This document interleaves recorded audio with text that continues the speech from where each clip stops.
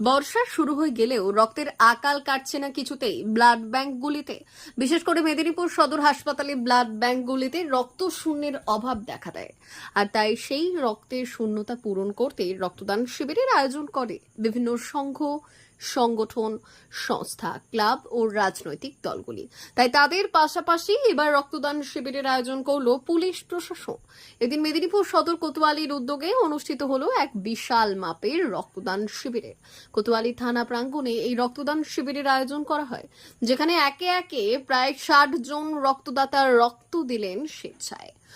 এই রক্তদাতারা রক্ত দেওয়ার পর তাদের হাতে চারা গাছ দিয়ে সম্বর্ধনা জানান পুলিশ আধিকারিকেরা। এছাড়াও এই দিন বিভিন্ন সময় হারিয়ে যাওয়া, চুরি হয়ে যাওয়া প্রায় 85টি মোবাইল তুলে দেওয়া হয় মোবাইল প্রাপকদের হাতে।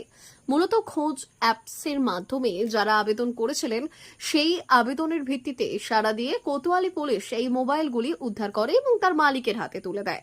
এই পুরো অনুষ্ঠানে তত্ত্বাবধানের দায়িত্বে ছিলেন এদিন মেদিনীপুর কোতোয়ালির পুলিশ আধিকারিকেরা। এই রক্তদাতাদের উৎসাহ দিতে এরই সঙ্গে মোবাইলগুলি তুলে দিতে উপস্থিত হয়েছিলেন জেলা অতিরিক্ত পুলিশ সুপার পিনাকি দত্ত, কোতোয়ালি থানার ইনচার্জ অমিত কুমার সিংহ মহাপাত্র।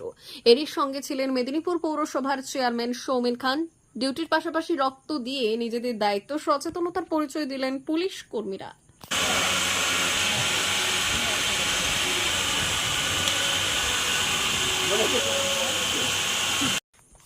D news, Medinipur.